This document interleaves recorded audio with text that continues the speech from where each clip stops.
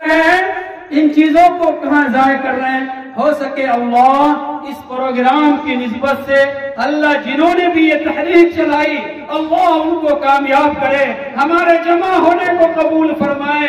ان ادوار میں بھی نہ بیٹا باپ کی بات مانتا، نہ بیٹی ماں کی بات مانتی، افراتفری کا ماحول ہے، گھر بھی افراتفری، باہر بھی افراتفری۔ لگتا ہے اللہ ہم لوگوں سے کام لینا چاہتا ہے کہ اللہ نے اس دین کی نسبت سے اللہ ہم سب کو جمع فرمایا ہے۔ اللہ اس مہینے کی قدر کی توفیق عطا فرما دے اور اس مجمع کی برکت سے پورے علاقے میں روزے کی اہمیت، تراویح کی اہمیت اللہ دل میں پیدا فرما دے۔ نہیں، یہ روزہ کے روحانی کیا ہے؟ روح مضبوط ہو جائے۔ جب روح ہر اعتبار سے مضبوط ہو جائے گا تو اس کا فائدہ خود بخود جسم کو ملے گا۔ ڈاکٹرز کیا کہتے ہیں، سائنس سے کیا کہتے ہیں؟ وقت کم ہے۔ خلاصہ یہ ہے، ربنا ما خلقت هذا باطلا سبحانك فقنا عذاب النار۔ اللہ کا ہر حکم میں مصلحت اور فائدہ ہے، چاہے وہ حلال ہو چاہے وہ حرام ہو۔ جس کو حرام کیا اس کو اللہ نے اس کے نقصانات سے انسان کو بچایا، جس کو فرض قرار دیا اس میں اللہ تبارک و تعالیٰ نے انسانیت کو روحانی اور جسمانی طور پر مضبوط کرنے کے لیے اللہ نے فرض قرار دیا۔ ربنا ما خلقت هذا باطلا، اللہ کا کوئی نظام بیکار نہیں ہے۔ اتنی بات ہے، کوئی نظام، ہر حکم میں کامیابی ہے، ہر حکم کے نہ ماننے میں دنیا میں بھی ذلت ہے اور آخرت میں بھی رسوائی ہے۔ چھوٹی سی مثال، افطاری کرتے ہیں، افطاری میں آپ صلی اللہ علیہ وسلم نے کھجور کھانے کو پسند فرمایا ہے، کھجور سے افطاری کو پسند فرمایا ہے، اور اگر کھجور نہ ہو تو پانی سے، کھجور نہ ہو تو پانی سے۔ ابن قیم رحمت اللہ علیہ نے لکھا ہے کہ جناب محمد رسول اللہ صلی اللہ علیہ وسلم نے امت پر رحمت اور شفقت کی وجہ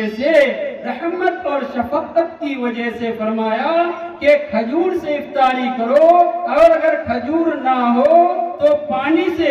لمبی روایت ہے، علامہ ابن قیم رحمت اللہ علیہ نے فرمایا اس میں حکمت یہ ہے کہ جب دن بھر روزہ رکھتا ہے تو روزہ رکھنے کے بعد انسان کا معدہ پورا خالی ہو جاتا ہے، اور جب میٹھی چیز جاتی ہے تو اس سے جسم میں انرجی محسوس ہوتی ہے۔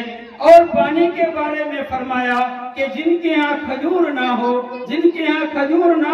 کسی کے ہاں تو کھجوروں کے ڈھیر ہیں، کسی کے ہاں تو شادیوں میں کھانے کتے کھاتے ہیں، لیکن کسی کا یہ حال ہے کہ سود کی رقم اٹھا کر بندل لون لے کر بچیوں کو روانہ کر رہے ہیں۔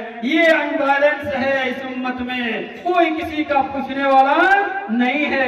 تو جن کے ہاں کھجور نہ ہو، ایسی امت ہو جو بیوہ کا خیال نہ رکھے، جو غریب کا خیال نہ رکھے، جو مزدوروں کا خیال نہ رکھے، اگر ان کو کھجور میسر نہ ہو تو وہ پانی سے افطاری کرے، کیونکہ دن بھر معدہ خالی رہتا ہے۔ جب پانی جائے گا تو معدے میں تری جائے گی، جب تری جائے گی تو کھانے اس کو تقویت پہنچائے گی، کھانا تقویت۔ میرے بھائیوں اور عزیز بھائیوں، قربان جائیے جناب محمد رسول اللہ صلی اللہ علیہ وسلم پر کہ آپ صلی اللہ علیہ وسلم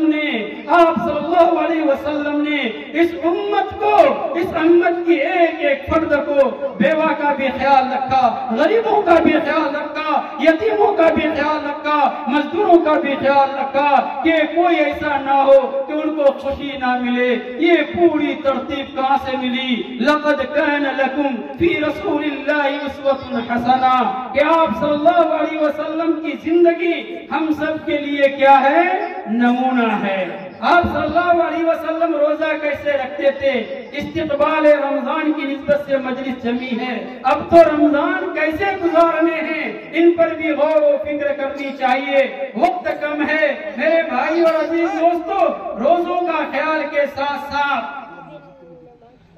اس مبارک مہینے سے قرآن کو خاص نسبت ہے، قرآن کو خاص نسبت ہے۔